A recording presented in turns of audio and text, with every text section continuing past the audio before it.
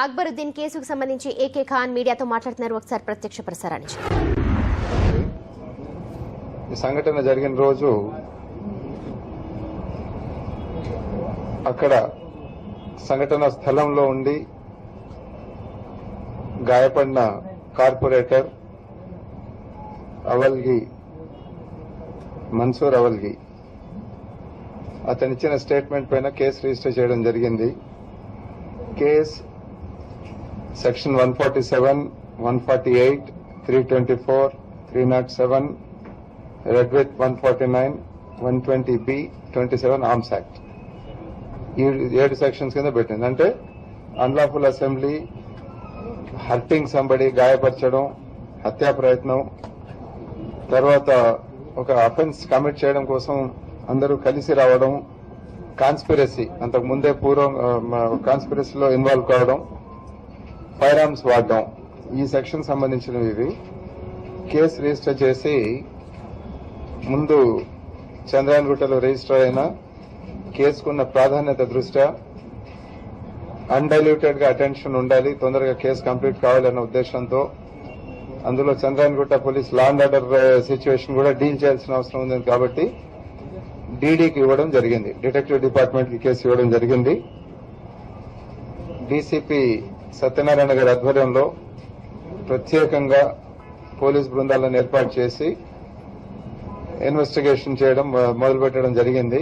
వాళ్ళకి అసిస్ట్ చేయడం కోసం zonal police task force, overall supervision ఏమో అడిషనల్ సిపి అనురాధ గారు ఓవరాల్ గా సూపర్వైజ్ చేశారు. కేసు ఇన్వెస్టిగేషన్ గత 3-4 రోజుల నుంచి కంటిన్యూస్ గా జరుగుతుంది. ఇది దీంట్లో సంఘటనా స్థలం నుంచి సేకరించిన వివరాలు,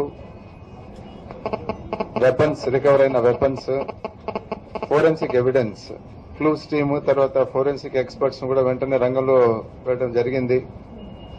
డాక్టర్స్ నుంచి వచ్చిన evidence, circumstantial evidence, I witness account, I witness కూడా చాలా మంది ఉన్నారు.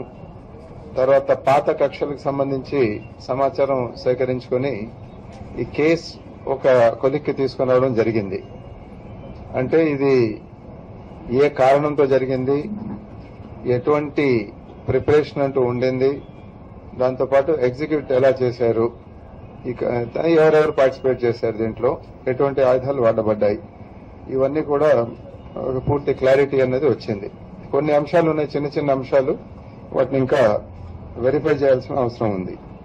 ఈ రోజు వరకు ఇంకా కొంతమంది అనుమానాస్పదమైన వ్యక్తులు, నిందితులు ఇంటరాగేషన్ లో ఉన్నప్పటికీ కూడా 7 మందిని అరెస్ట్ చేసే స్థితిలో ఉన్నాము. వీళ్లలో మహమ్మద్ పహల్వాన్ ముఖ్యుడు. అంటే ఈ గ్రూప్ లో ఎక్కువగా కాన్స్పిరసీ అన్నది, కారణం అన్నది, మోటివ్ అన్నది ఈ వ్యక్తి ద్వారా వస్తోంది.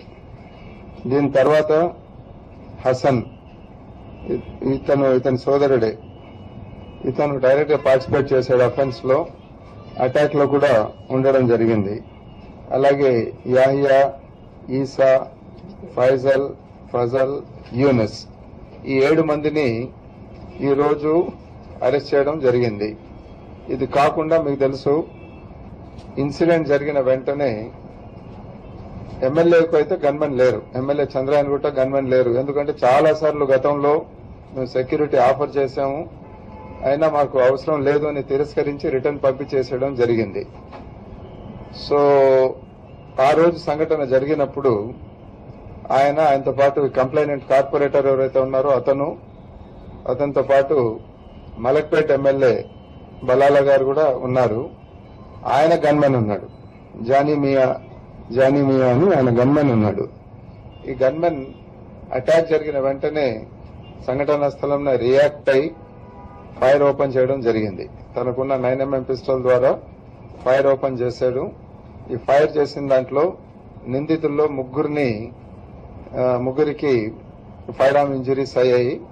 దాంట్లో ఇబ్రాహీం అని ఒకతను చనిపోవడం, Abdullah, last person, third one Awad, వీళ్ళిద్దరు కూడా ఇంకా హాస్పిటల్లో ఉన్నారు ఇంజురీస్ తో.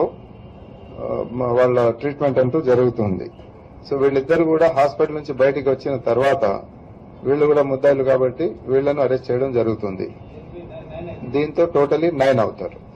7 who are being arrested now, 2 who are in hospital, they will be arrested. So totally the number will go up to 9. ఇది కాకుండా ఇంకా 4-5 కనీసం దీంట్లో ఉన్నారు అన్నది సమాచారం. కొంతమందిని అదుపులో తీసుకుని ఎంక్వైరీ చేయడం జరుగుతుంది. దాంట్లో కాన్స్పిరసీ కోసం ఇన్వెస్టిగేషన్ జరుగుతుంది, అలాగే డైరెక్ట్ పార్టిసిపేషన్ కోసం కూడా జరుగుతుంది. It's likely that a few more accused will be arrested after little more investigation. ఇంతవరకు అయితే ఒక్క ఫైర్ ఆర్మ్ సంఘటన స్థలంలో అక్యూజ్ వాడిన fire arm, it's a licensed company made fire arm .32 bore. ఇది అబ్దుల్లాకు సంబంధించింది. ఎవరైతే హాస్పిటల్లో ట్రీట్మెంట్ లో ఉన్నాడో అతనే వాడిన వెపన్ ఇది. సో ఆ వెపన్, ఇంకా ఒక డాగర్, ఇంకా కొన్ని ఇతర టైప్ ఆఫ్ వెపన్స్ అన్నవి రికవర్ చేయడం జరిగింది.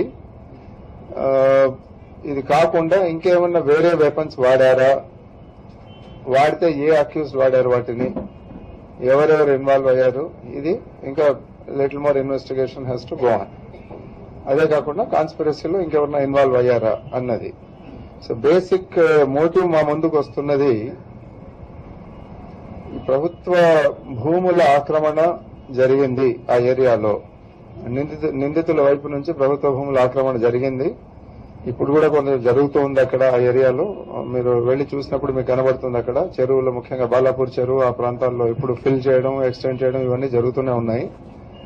సో ఇవి జరిగే క్రమంలో ఎమ్మెల్యే ఇంటర్వ్యూన్ అయి గవర్నమెంట్ ఆఫీసర్స్ ను, ముఖ్యంగా రెవెన్యూ ఆఫీసర్స్ ను తీసుకువెళ్లి చూపించి వాటిని ఆపడం జరిగింది అన్నది ఇమ్మీడియట్ గా వస్తున్న కారణం.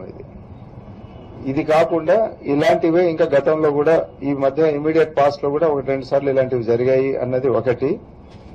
దీనికి తోడు గత కొద్ది కాలంగా ఇద్దరికి మధ్యలో రకరకాల డిఫరెన్సెస్ ఉన్నాయి.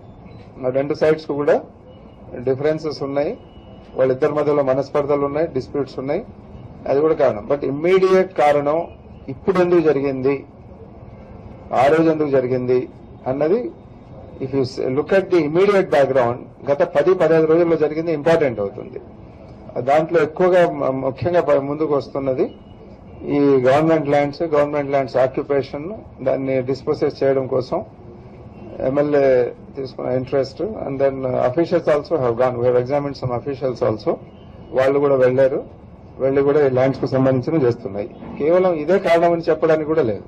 వేరే కారణాలు, వేరే డిఫరెన్సెస్ కూడా ఉన్నాయి గతంలో. బట్ మెయిన్ గా ఇప్పుడు జరగడానికి కారణం, ప్రముఖమైన కారణం అనేది ఇది. Otherwise differences were there.